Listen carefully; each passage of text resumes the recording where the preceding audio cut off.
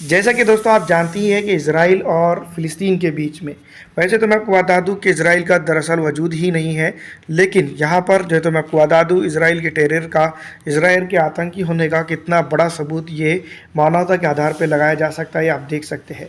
और इसको संयुक्त राष्ट्र भी चुप्पी ताके हुए देखता हुआ नज़र आ रहा है और कई हज़ार बच्चों की जो है तो वहाँ पर मौत होती चली जा रही है।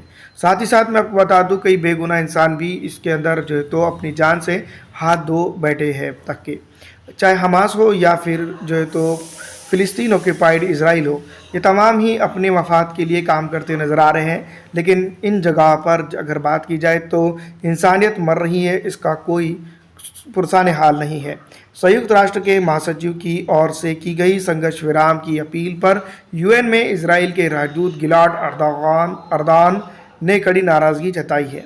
बीबीसी की खबर के मुताबिक यूएन में महासचिव एंटोनियो गुटेरस ने इजराइल से मानवता की के आधार पर संघर्ष विराम की अपील की थी।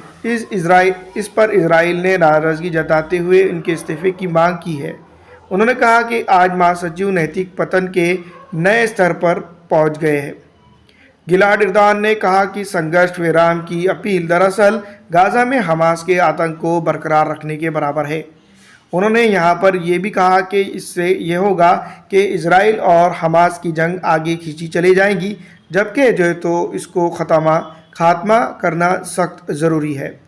इस तरह से उन्होंने कहा कि संयुक्त राष्ट्र महासचिव का रवैया केवल गाज़ा की लड़ाई को लंबा खींचने के लिए है, क्योंकि इससे हमास को फ़ायदा होगा और तमाम इंसानियत को नुकसान होगा। तो आप जानते ही होंगे कि हमास के अंदर किस तरह से जो है तो मैं आपको बता दूँ, माफ़ कीजिएगा, गाज़ा के अंदर किस तरह से जो है तो वहाँ नौजवान, बच्चे, बूढ़े, बुज़ुर्ग, महिलाओं का स्पेशल टारगेट क्लिक किया जा रहा है। और ऐसे हालात में मैं आपको बता दूं कि जब संयुक्त राष्ट्र यानी कि यूएन के सचिव जो है तो अपील करते हैं तो किस तरह से जो है तो इजराइल की तरफ से प्रतिक्रिया आती है।